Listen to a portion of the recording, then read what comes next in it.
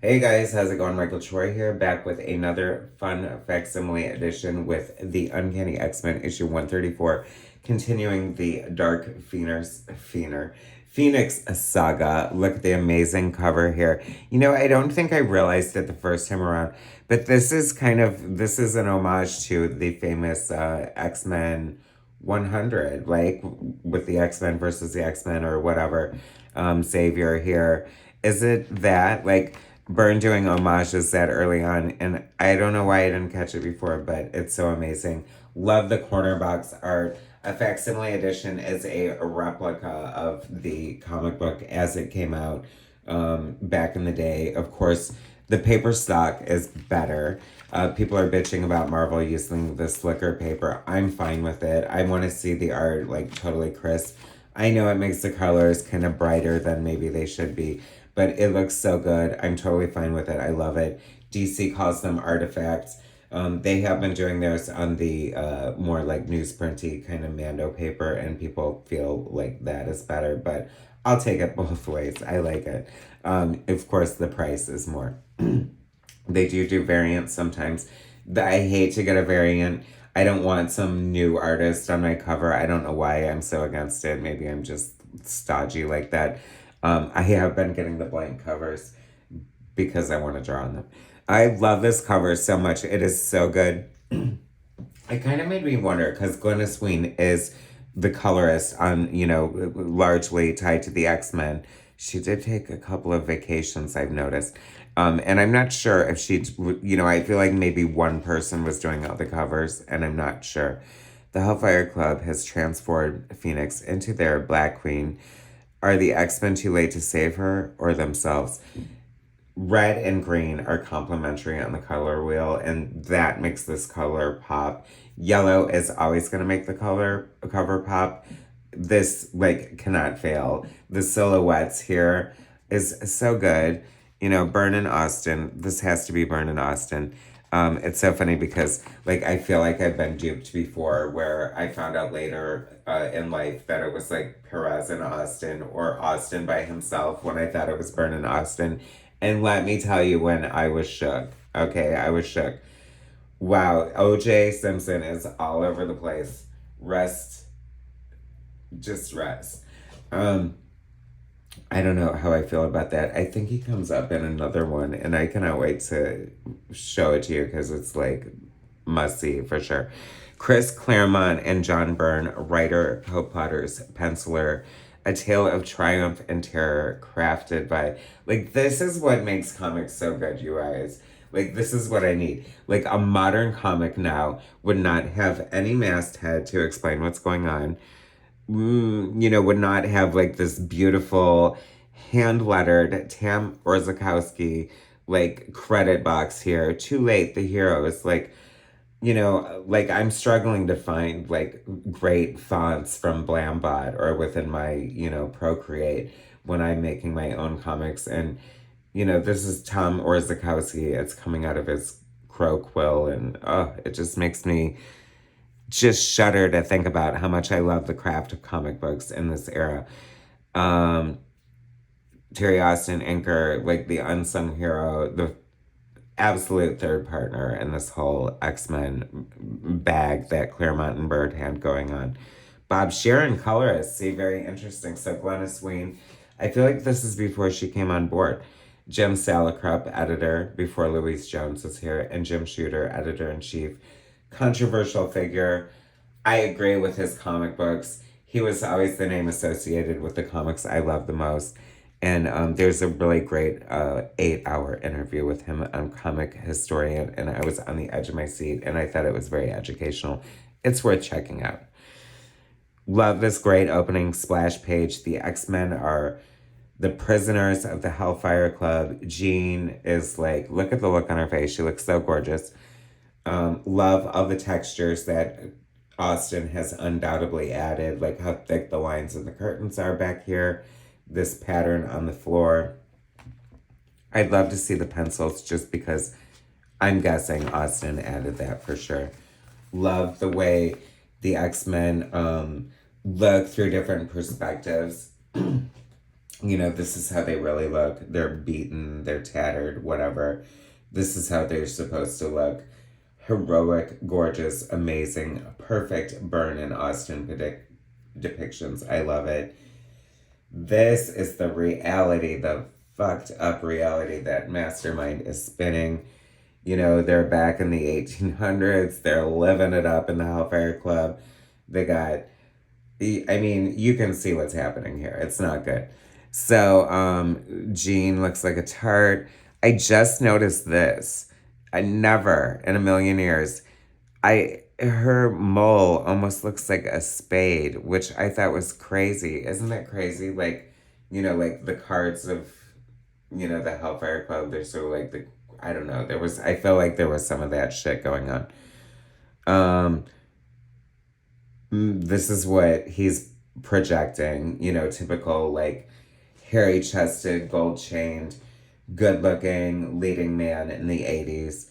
And this is what is really happening is like street wino, flasher, mastermind, manipulator.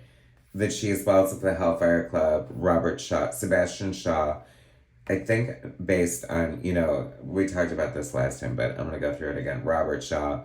And, you can kind of tell Harry Leland based on Orson Welles.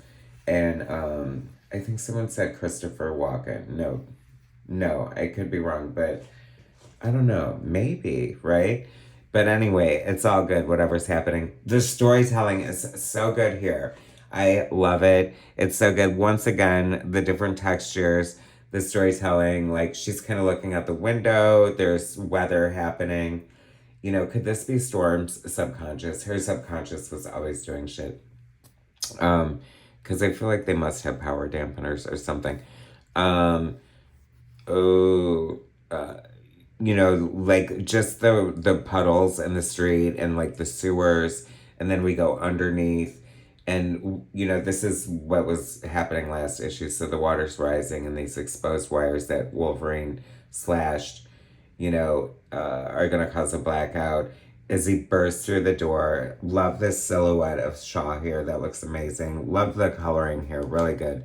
So, I mean, even though Gwen is arguably like associated with the X-Men more, I'm kind of loving Bob Sharon's colors here, so I'm totally fine with it. I don't know. Like at first I was like, I don't know, the pink floor, but with the green curtains. Very wicked, ahead of its time. 100 toy soldiers. I always had toy soldiers, but I don't think we sent away for them. Like, why would you, right? Bubble gum, like that was such an important part of my childhood. I feel like kids don't really care about it anymore. Do they still chew gum? I don't know about that.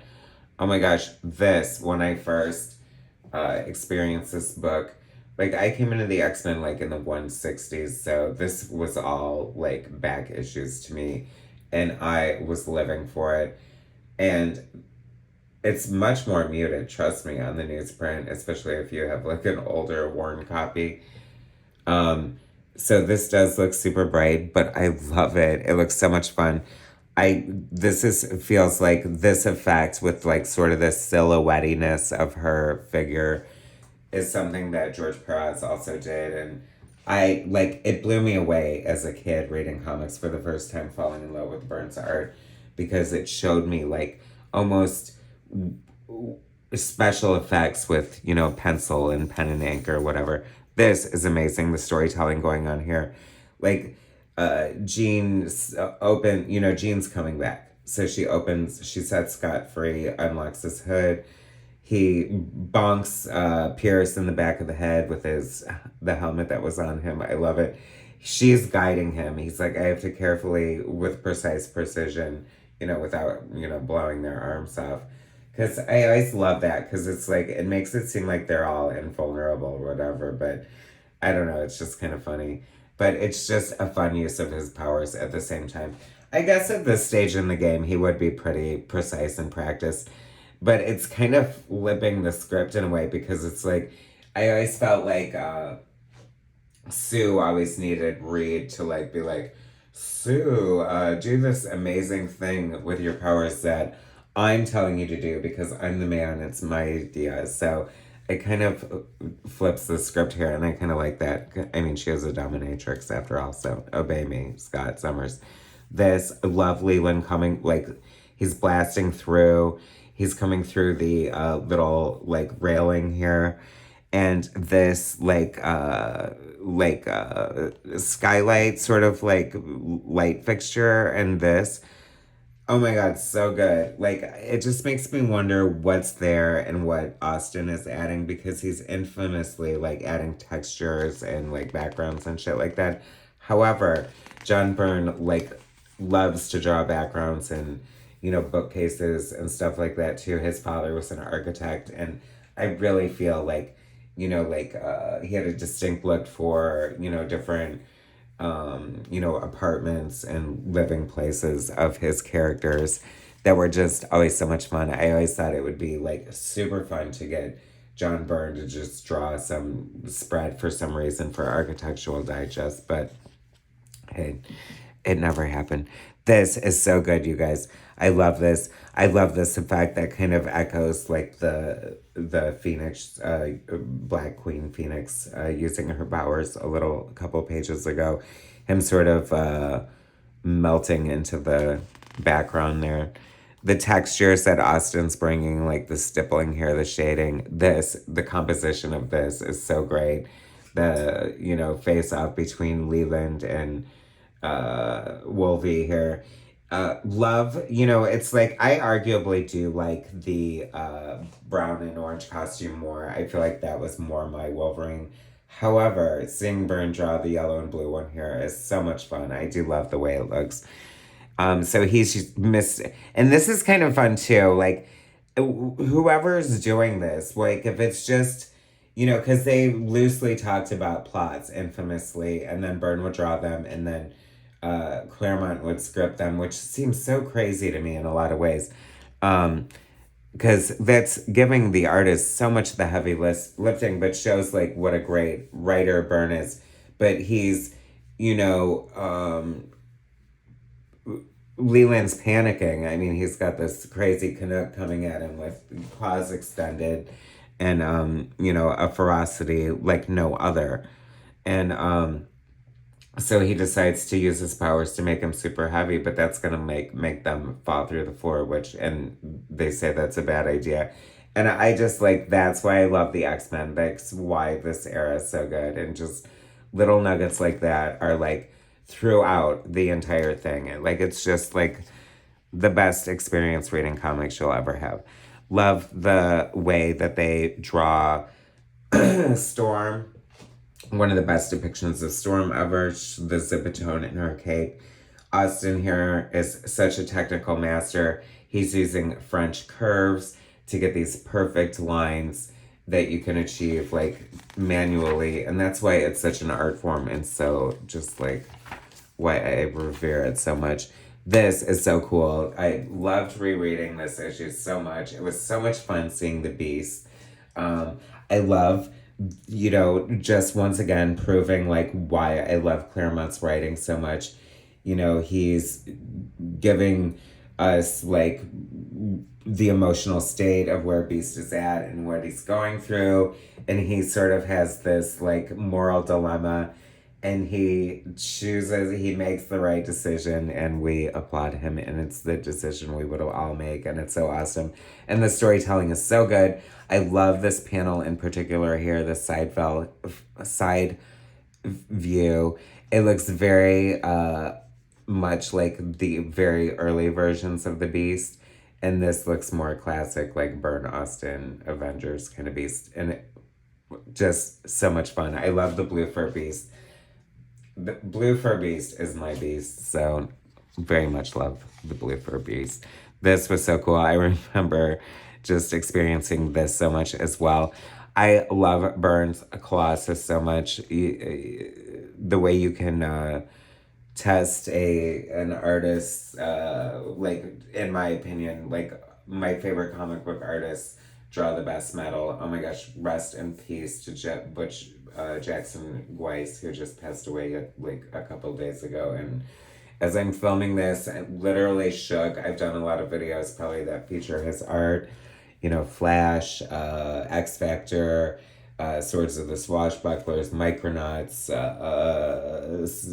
so many things. Superman, so many issues of Superman, and just so many different genres and characters, and such a kind of underrated but very skillful, amazing. Of course, he got to start with my beloved Big Bang, and he did the cover of like Megaton. That's so iconic, and he was taken way too soon at 63 and will truly be missed. And I'm sorry to go off on that tangent, but I just had to say it. So rest in peace, and thank you for all your years of great, beautiful comic art. We will always cherish what you gave to us. Speaking of witches, once again, we have to point out the textures that Austin is bringing. This sort of like what the kayfabers would sort of refer to as like a screen door hatching. That artists like Art Adams, and Rob Liefeld would use. But I feel like this is where it came from. You know what I mean? I feel like Austin's contribution to comic book art cannot be under, you just can't, you just can't say enough about it. This is so much fun too. Oh my gosh.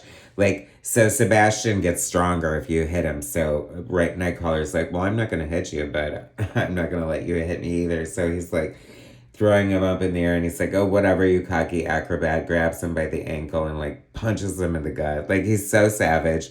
I love it. It's so ridiculous. What's that movie with frickin' Sean Connery where he's basically the topless barbarian kind of character? That's sort of giving me that. It's just kind of funny. The whole Hellfire Club is kind of ridiculous. They dress in this old 1800s kind of garb and all look like George Washington with this kinky fetish. It's crazy for a kid's comic book, right? This is good. I love the storytelling here. It puts Shaw and Storm on the same level, even though, he's closer to the camera. So, I mean, the storytelling is just amazing. I love that it's kind of funny, a panel like this, they would have photostated it, I think, or he would have probably photocopied it and drew it a little differently, but, now you would just, copy it. But this, the crowd thinks he's shooting his laser because that's what Mastermind is making them think. Always the mutant menaces, right? Here comes the blackout. I love Cyclops' silhouette there. Undeniably, always Cyclops with the silhouette Hubba Bubba. Oh my gosh, Bubble Yum and Hubba Bubba competing in the same comic book. Always loved sort of in the dark.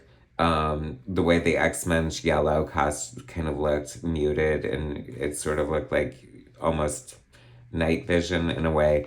This is such a great panel here. Wolverine scaring the crap out of Cyclops by lighting a match in the dark and making him aware of his presence when he had no idea he was there. Typical Wolverine, right? Another great shot of Jean. This was such a great, fun look for her as the Black Queen. I mean, she looks super evil there. Oh, subscribe to Marvel Comics. Oh my goodness. I don't even want to know how cheap that was. How heartbreaking. It's so much fun. Is that not the answer for comics? What are they, stupid? It's Amazon, whatever, blah, blah, blah, da, da, da. I mean, not to, get rid of comic book stores completely, but couldn't so many people, if you could save, a lot more money, if I could, I don't know, I would get a subscription to certain comic books for if they were $3 each for a year. I don't know. What do you think? The effects here, I always love a psychic and a comic book, and she is just giving him the smackdown. No, forget it. I always love the way that Byrne and Austin drew this claw here. I just love the Phoenix effect. Him sort of losing his mind and the grip on reality through time and space. left in a heap as a vegetable. And she's like, well, I'm out of here. I said, it's funny because, you know, she can famously at this point telekinetically change her attire. So why not switch into, you know, Phoenix garb, or even like her original student garb would have been kind of fun and like known that we were safe. But no, we are in trouble, folks, because she's got a headache. She's got to get out of there. Like, it was all she could do to pull it together. So her love of Scott, like, pulled her, like, made her come out of the dark side, but it's not enough. She's fighting the Dark Phoenix and gods of the earth and air. Hostess ad, so much fun. Love this. What is this? Big Edie, or what do they call this character? Lil. Larcenous Lil. That is so funny. I mean, they must have been running out of villains at that point. This is so freaking iconic and amazing, and like such a way to end a comic. Like, you knew you were coming back for more for sure. The Blackbird exploding, and just like the way Phoenix looks so evil and so beautiful at the same time. This is like this Phoenix vortex effect and the purple. Oh, I just like love it so much. One of the best issues of Uncanny X-Men easily. Oh my god, this was killing me. This is the OJ comic strip where he's pimping some freaking like boots or something, and you can send away for a picture of him like standing next to a like what 7-foot boot or something, which damn, did anyone ever do that? Like, I need to see this. I need to Google that. That must be amazing.